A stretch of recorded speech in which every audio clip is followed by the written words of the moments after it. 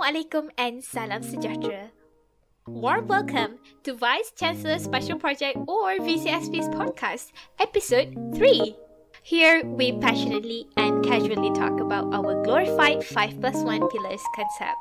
It's also known as LCCEET, which stands for Leadership, Creative Innovative, Critical Thinking, Effective Communication, Entrepreneurship, and Teamwork. You can download this podcast on Spotify, SoundCloud, or YouTube. Links will be provided in the description. Hari ini, apa topik kita? Topik kita untuk hari ini ialah critical analysis. Iaitu, kita tengok based on sumber rujukan, critical analysis ni ataupun analisis critical dalam bahasa Melayunya dipanggil sebagai penilaian kelebihan dan kekurangan, peruntukan, kesimpulan dan idea tertentu berdasarkan korelasi mereka dengan idea mereka sendiri atau teori dan ajaran lain yang membuktikan kepentingan dan keberkesanan mereka. Hari ini kita bersama dengan Hidayah selaku Presiden bagi Unit Mesyuarat Kepimpinan Mahasiswa MEKEM. MEKEM bermula pada tahun 2013 yang merupakan Parlimen Mahasiswa yang pertama di UiTM dan mereka juga membincangkan tentang usul-usul yang berkaitan dengan para pelajar. Jadi sebelum kita teruskan dengan topik pada hari ini, Hidayah, sila perkenalkan diri anda dan ceritakan sedikit tentang MEKEM. Hai, Assalamualaikum. Waalaikumsalam. Saya Hidayah. Panggilan Mesri Hidayah je, tak ada panggilan lain pun. Daripada unit MEKEM tadi. MEKEM ni apa? MEKEM ni adalah satu badan ataupun unit yang di bawah unit HEP, Hal Ehwal Pelajar, di mana MEKEM ni macam artikel dah cakap tadi merupakan satu platform di mana Parlimen Mahasiswa tu terjadi dan benda tu basically benda tu je, tak ada pula. So tu je. Jadi apa aktiviti utama MEKEM? Secara generalnya dalam UiTM, apa MEKEM buat? Aktiviti utama kita. Aktiviti utama semestinya kami membuat persidangan secara besar-besaran yang melibatkan 3 buah kampus, iaitu kampus kita sendiri Dungun, Bukit Besi, Kuala Terengganu. Persidangan MEKEM tu sendirilah. Itu je lah pun. MEKEM ni orang boleh tengok ke? MEKEM ni boleh, orang boleh tengok. So kalau Biasanya kita allow student dalam kampus lah dulu instead of kita jemput orang luar. Macam tu. Boleh datang kalau ada persidangan. Jadi sebab kita dah tahu apa tu aktiviti utama MEKEM, which is buat persidangan. Jadi kenapa pentingnya MEKEM ni dalam UiTM? Kenapa kena ada? Pentingnya MEKEM ni dalam UiTM sebab uniknya, sebab kampus kita antara yang pertama melahirkan ataupun mewujudkan Parlimen Mahasiswa di dalam cawangan ni lah, kan. So pentingnya sebab kita macam mana melalui platform persidangan ni sendiri kita mengetengahkan suara mahasiswa tu. Kita macam ni, instead of kita mengutamakan suara pihak atasan maupun pihak pengurusan, tapi kita menggunakan suara mahasiswa, student tu sendiri yang akan berbincang, berbahas dan membuat keputusan. Kiranya antara salah satu function MEKEM adalah untuk membesarkan lagi suara mahasiswa. Contohnya kalau ada satu keputusan yang dibuat daripada pihak atasan yang tak adil untuk pihak pelajar secara majoriti, dan perkara itu akan diperbincangkan dan dibentangkanlah kepada pihak atasan. Kiranya kami menyediakan platform dan medium untuk mahasiswa tu sendiri beri pendapat macam tu. Dan macam dalam parlimen. Sama macam dalam parlimen. Jadi kiranya kalau para presiden yang hadir dalam setiap persidangan membuat keputusan. Jadi pihak mahkamah kenalah sentiasa stay neutral supaya untuk memastikan semua benda berjalan dengan lancar dan adil. Kan? Ya, betul. Kiranya di pihak kami ni tak boleh nak ada di pihak mana-mana. Macam tu. Okay, tapi andai katalah andai kata Dayah adalah salah satu presiden yang hadir dalam persidangan tu, kan? Bila kita nak membuat keputusan yang mampu mengubahkan nasib pelajar ataupun suasana di dalam UiTM, apa benda yang perlu kita titik beratkan dalam kita punya voting tu lah. Macam kita nak vote A ataupun B. Jadi apa benda yang kita kena ambil berat? Sebab dia satu keputusan yang besar. Okay. Kalau macam Dayah sendiri, walaupun macam ni, kalau Dayah as a presiden, kalau Dayah nak pilih pendapat mana satu ataupun Dayah nak putuskan dekat mana yang Dayah nak kena ikut, basically kalau macam Dayah, benda tu kita kena tengok secara menyeluruh. Even pendapat A maupun pendapat B, tak semestinya dua-dua membawa kebaikan yang sama. Kan? Sebab setiap benda tu Dayah percaya dia ada pros and con dia. So, benda tu kita kena tengok secara menyeluruh daripada pelbagai segi. Dan yang pastinya, kita tengok tu biar ia menuju kepada matlamat dan goals yang sama lah. Maksudnya katakanlah keputusan yang besar yang kita nak buat tu melibatkan kebajikan UiTM. Jadi keputusan yang kita nak cuba putuskan, yang kita nak ketengahkan, benda tu perlu berlandaskan kebajikan UiTM instead of kepribadian diri kita sendiri. Macam tu. Selain menjadi presiden yang bersidang dalam tu, Dayah as a presiden dalam unit Dayah sendiri pun, kita pun tak terlepaskan daripada buat keputusan dalaman. Tak semestinya kita bersidang je baru kita buat keputusan. Di dalam unit sendiri pun kita buat keputusan. So, Dayah banyak macam itulah. Biasanya Dayah akan tanya pendapat, kita tengok idea masing-masing. Dan kita balancekan, kita tengok. Kita view masing-masing punya pendapat, masing-masing punya idea. And mana yang boleh combine, kita combine. Yang kita rasa macam, okay, benda ni kalau negatif sangat, mungkin kita terpaksa tolak tepi dulu. Macam tu. Kita difahamkan bila kita membuat satu keputusan, kita memulakan satu skill yang dipanggil sebagai critical thinking. Apa perlu anda buat untuk buat keputusan dengan segera walaupun kekurangan informasi yang berkaitan dengan masalah yang dihadapi sewaktu itu? Okay, personally daripada Dayah, kalau benda tu Dayah kurang info ataupun Dayah mungkin tak sure sangat pasal sesuatu keputusan tu kan, Dayah tak suka buat keputusan seseorang. So Dayah mostly Dayah memang akan tanya orang yang, katakanlah situasi tu, orang dia mesti akan ada orang yang dah pernah ada di situasi tu untuk membuat keputusan tersebut. So Dayah akan pergi refer pada orang tu, sama ada kita tanya pada kawan-kawan kita ataupun siapa-siapa yang pernah ada dalam situasi tu yang boleh bagi Dayah macam pencerahan sedikit untuk Dayah buat keputusan tu. Dapat pula kalau nak buat keputusan secara segera kan. Jadi kalau macam contoh lah kan, macam sebab Dayah sendiri cakap Dayah tak boleh buat keputusan korang-korang seorang-seorang, right? Maksudnya Dayah kena ada input daripada orang lain. Jadi kalau contohnya macam Dayah tanya dua pihak, dua-dua bagi jawapan yang lain. Jadi Dayah sama ada pilih pihak A ataupun B ataupun C, which is sendiri punya keputusan. Susah tu. Okay, susah tu. Memang susah sekejap.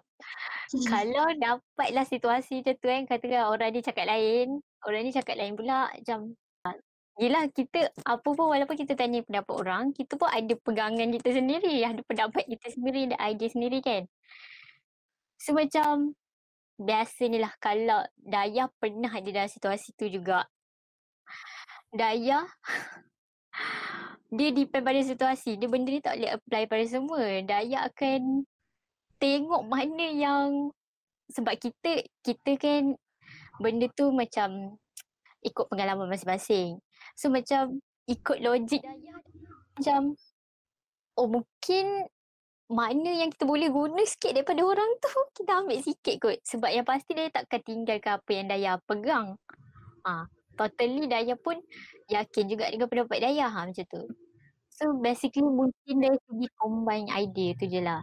Jadi Dayah ni berdasarkan jawapan Dayah ni buat keputusan ikut hati ke ikut logik? Ikut hati ke ikut logik? Mostly ikut perasaan mostly ke Dayah ikut ikut hati reality? kot, mostly lah. So contohnya macam situasi masalah tu memulakan solusi A, tapi dalam hati Dayah nak buat B. Jadi Dayah buat B jugalah walaupun A tu paling logik. Selalunya kalau Dayah ada solution B, orang kata solution A ni paling logik kan.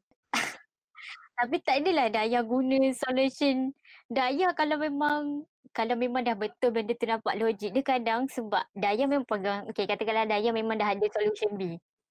Orang tu dia tak cakap lagi solution dia. So mungkin Dayah menggunakan apa yang Dayah rasa je lah.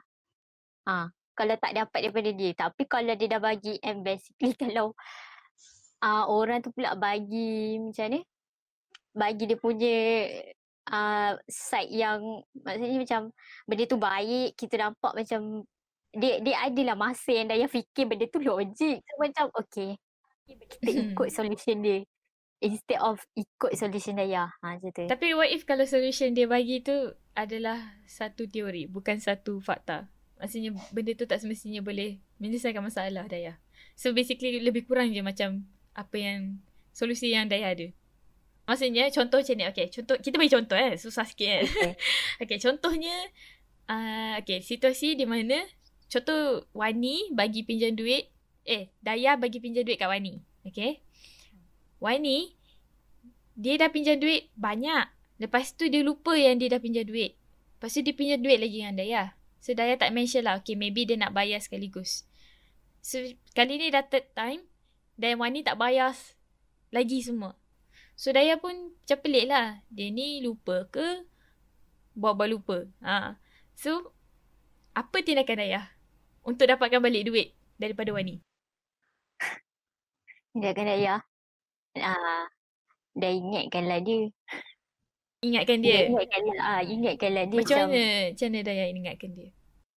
Tapi kalau macam jenis Dayah, dia tak adalah ingatkan secara direct. Sama ada, okay, dia macam ni. Dia kalau pinjam ni, katakanlah Wan ni pula memang kawan rapat Dayah kan. Macam apa-apa lepas ni kalau Dayah keluar dengan dia, kau lah bayar kau tak aku. Dah lala kau hutang aku. Macam tu. Basically Dayah buat macam tu. Tak adalah macam nak kata direct sangat. Tapi benda tu macam okay lah, benda tu at least dia sedar juga kan, daripada dia terus lupa ke, dia buat-buat lupa ke, macam tu. Okay, itu solusi Dayah. Solusi saya, okay, my solution, cakap direct dengan dia. Wani, ingat tak aku ada pinjam? Kalau kau tak ingat tak apa, aku tuliskan untuk kau. So, boleh tak bayar as soon as possible? Kalau boleh, kita bagi tarikh. Boleh, kita bincang, kita bagi satu tarikh, then by that time, tolong bayar. So, what do you think? Selepas dengar my solution? Okay. Selepas dengar solution Tika, terasa nak pilih A ke B? Okay. Kalau personally memang Dayah pilih Dayah kot. Sebab Dayah sendiri tahu Dayah jenis macam mana. Sebab Dayah memang betul lah. Dayah macam tu. So, mostly buat keputusan ikut hati. Okay. Faham. Kadang-kadang bila kita buat keputusan ikut hati ni bahaya. Sebab bila kita buat keputusan secara profesional, kita takut perasaan kita ikut sekali. Betul. Contohnya kalau macam bila kita marah, especially bila kita marah, kadang-kadang kita tak dapat kawal perasaan kita sendiri, kita terus buat keputusan. And most of the time, keputusan yang kita buat tu ialah sesuatu yang tak berapa baik lah sebab keadaan kita tengah marah kan. Sebab tu Nabi berpesan kalau marah, duduk dahulu jika anda berdiri. Dan kalau masa tu tengah duduk, baringlah seketika untuk tenangkan keadaan sendiri. Kalau tengah baring macam mana? Kalau tengah baring, tidur. Last tidur. Okay, so sekarang kita sambung dengan kita punya mini game. Kita main hashtag challenge, iaitu kita akan bagi situasi dekat Hidayah and kita akan sebarkan juga dekat korang semua yang lain melalui IG kita orang. Okay, jadi situasi yang pertama ialah anda ada penyelesaian yang cepat ataupun kurang sumber intensif kepada sesuatu masalah anda. Lepas tu anda cuba untuk terangkan dekat manager anda, tapi malangnya manager anda seperti kurang faham. Jadi, apa yang anda akan lakukan? Situasi yang kedua, rakan sekerja anda telah meluahkan rasa tidak senang yang wujud dalam satu organisasi ataupun tempat kerja anda. Dan masalah itu konsisten dan sangat membuatkan pekerja burn out ataupun rasa macam penat bekerja. Jadi, macam mana anda handle situasi itu? Make sure kalau nak participate, pakai hashtag VCSP Podcast dan hashtag CT untuk critical thinking. Jadi, kalau Daya bila buat keputusan, Daya lagi prefer mengikut kenyataan ataupun pendapat? Facts or opinion? Walaupun Daya tengok pendapat orang, dia kalau kita buat keputusan keputusan yang macam mana keputusan yang melibatkan sesuatu yang besar, Daya tak adalah ikut pendapat like macam tadi, ikut hati tu lain. So basically Daya ikut situasi sebenarnya. So kalau benda tu melibatkan orang atasan ataupun macam macam tadi, kita ikut situasi Daya sendiri. Macam Daya as a president, takkan Daya nak kena ikut hati kan? So tak boleh lah pula. So Daya prefer kenyataan juga. Sebab dalam pendapat perlu ada facts instead of kita just bagi idea macam tu je. So basically biasanya kalau Daya tanya pendapat orang pun, pendapat tu mesti ada fact. Dia bukan ikut hati. Macam tu. Sebab Daya sendiri kalau Daya kata Daya ada pendapat Daya pun, Daya akan bagi benda tu facts. Daya akan susun. Maksudnya, okay, apa baiknya dia dan kenapa baiknya dia, kenapa pentingnya keputusan Daya ni, pendapat Daya ni, macam tu.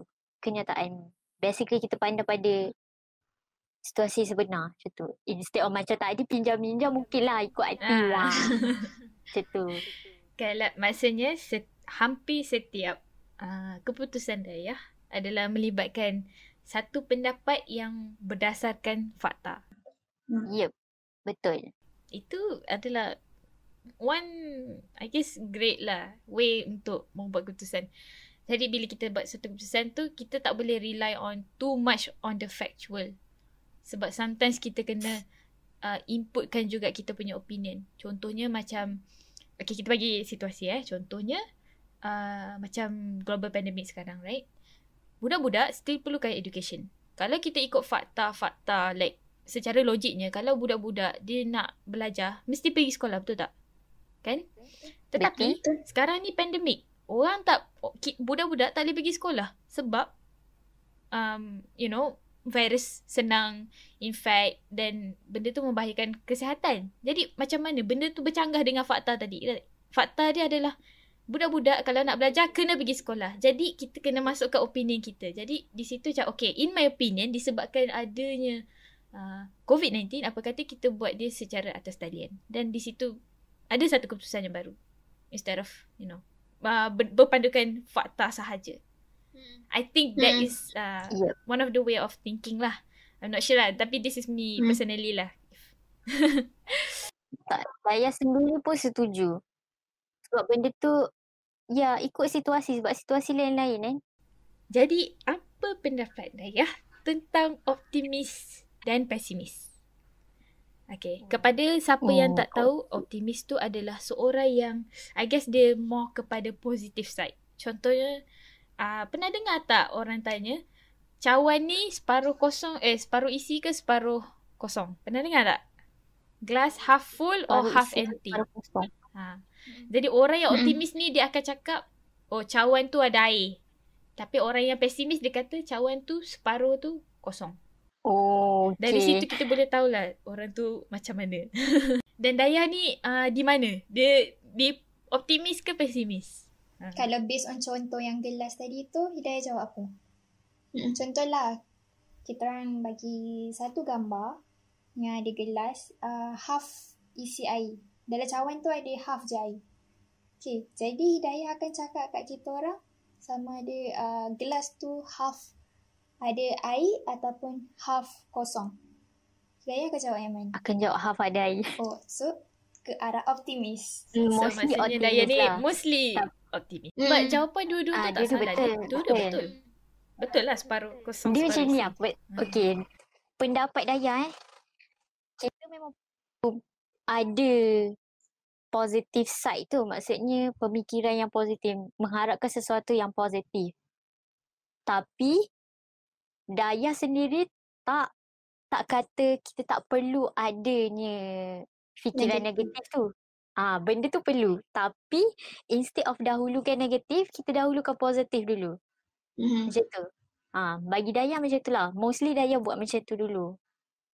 Tapi tak tahulah, certain orang dia macam apa-apa dia negatif dulu. Sebab dia kata benda tu macam hati-hati untuk dia kan. So macam warning untuk dia. So that's why dia fikir tu negatif. Tapi personally pada Dayah sendiri, tak salah kalau kita nak bersangka baik dulu instead of kita bersangka buruk.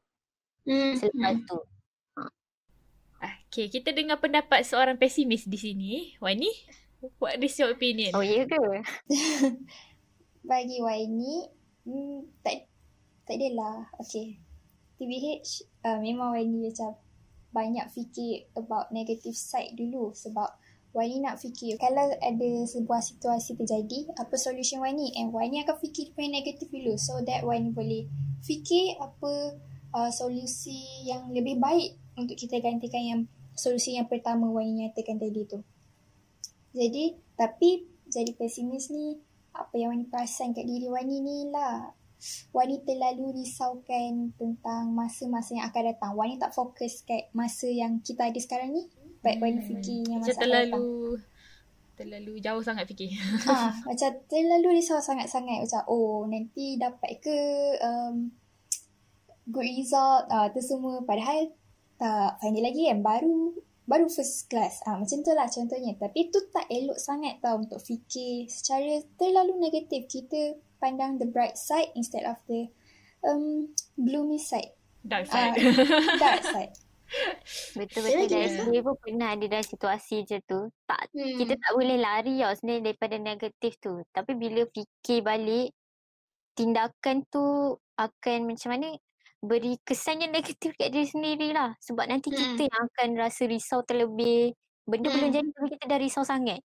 Betul. So bila kita dah risau sangat, kita dah jadi tak fokus tau dengan apa yang ada sekarang. Itu bad side dia lah. So ni last question. Boleh tak Hidayah share lepas Hidayah dengar jenis-jenis masalah yang ada kat masa persidangan MCAM, boleh tak sharekan satu masalah yang Hidayah tak pernah terfikir pun akan muncul? Mesti ada macam sekali macam tu kan. Sebab yelah kita kadang-kadang macam bila kita kat uni tu tak semestinya kita selalu tahu apa benda yang jadi 100% dekat semua mahasiswa. Mesti ada yang kita terkurang pandang. Jadi ada tak masalah-masalah yang macam tu? Okay. Jujur daripada Dayah sendiri sebab Dayah pun nak kata ada pengalaman dalam menyaksikan persidangan MCAM tu pun baru sekali sebenarnya. So basically kalau nak kata Dayah tak pernah dengar masalah tu, tak. Dayah tak kata Dayah tak pernah terfikir pun. Sebab masalah dan isu yang kita bawa tu isu yang besar. And biasanya isu tu memang tengah hot and benda tu diperkatakan daripada mulut student. Dayah pula memang jenis kenal ramai orang. So benda tu macam nak kata tak terlepas pun lah kalau isu benda besar. And basically kita pun tahu kan isu apa. Benda tu pun kita boleh agak sendiri. Isu apa yang diorang akan bawa akan ke persidangan McCann. And benda tu yang akan menjadi hot. Cuma waktu Dayah menghadiri persidangan McCann yang lepas tu adalah benda baru. Masalah baru yang dibawa tapi bukan masalah dalam UiTM kita. Masalah ni yang TR kita sendiri request untuk Presiden Perwakilan dekat dalam tu bincangkan masalah yang berlaku dalam negara. Sebagai contoh, masalah dari segi ekonomi, which is gaji siswazah fresh graduate ni kurang daripada diorang punya education sendiri. Maksudnya diorang punya level education tu degree, maksudnya tinggi lah kan, tapi tahap gaji diorang macam standard dengan budak SPM. Faham tak? Yang underpaid lah. Underpaid, betul. And kadang lepas tu pasal mengenai kad siswa, so benda tu benda baru lah. Itu antara masalah. Tapi bukan masalah dari UiTM lah tapi. Macam tu. Masalah yang kita bincang, kita bawa hal negara tu, kita bincang dalam ni. Oh, jadi dia tak semestinya 100% fully bagi masalah mahasiswa-mahasiswi lah kan? Boleh discuss juga pasal masalah luar yang lain masa persidangan. Kita ikut arahan TRHCP sendiri. Sebab kalau ikut hanya bincang kebajikan UiTM saja. Tapi mungkin dia request sebab dia nak dengar sendiri pendapat perwakilan masing-masing. Apa yang input ke masing-masing boleh dapat kan melalui perbincangan tu. So that semua orang buka mata, buka minda mengenai isu tu sendiri. Kadang kita pun terlepas pandai isu tu sendiri. Macam tu. Dayah, ada ke apa-apa pesanan yang nak ditinggalkan kepada pendengar podcast kita ni? Pesanan memandangkan kita pasal critical thinking, Dayah for sure lah, Dayah tak minta untuk korang ikut seperti Dayah. Macam tadi Dayah pun cakap, ya ada certain situasi Dayah ikut hati, and ada certain Dayah ikut fact ke logik ke macam tu kan.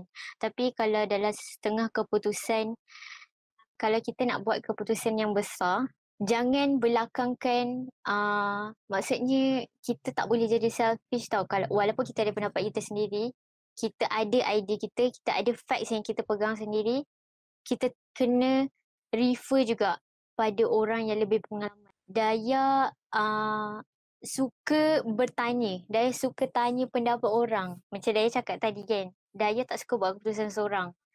So Dayah rasa benda tu semua orang patut ikut. As a ketua, kita kena pertimbangkan pendapat orang lain. Walaupun sebenarnya kita ketua, kita ada hak untuk tak dengar kata-kata orang, pendapat orang. Tapi benda tu kita patut praktik kan. Sebab dalam sebuah keputusan yang kita nak buat, tak semesti kita betul. Ada masa pendapat orang tu betul. And orang tu pula lebih pengalaman. Walaupun kita ketua and dia lebih tua kan. So kita patut dengar juga yang lebih tua. Walaupun kita ni muda, kita ketua, tapi jangan belakangkan pendapat orang yang lebih pengalaman tu. So basically tu je lah. Alright. Terima kasih sebab tolong concludekan kita punya podcast pada hari ini. We have safely arrived at the end of the podcast. We hope that you take positive takeaway from our conversation. We apologize if we misspoken and mentioned any controversial and sensitive issues. We by no means have any association with it, nor endorsing any negativity. We appreciate Hidayah's time as well as our listener to spend time indulging into the discussion with us today. We sincerely hope that you do learn a thing or two from our session today. We are ending this session with Tasbih Kifarah and Assalamualaikum. That marked the end of our podcast episode 3. We'll be releasing new episode as usual next week, Saturday night at 9 p.m. Next episode, we'll be talking about effective communication. Any suggestion or feedback, feel free to DM us through our Instagram. See you in the next episode and goodbye. Disclaimer, we are by no means defined as professionals. We simply share our opinions through our experiences.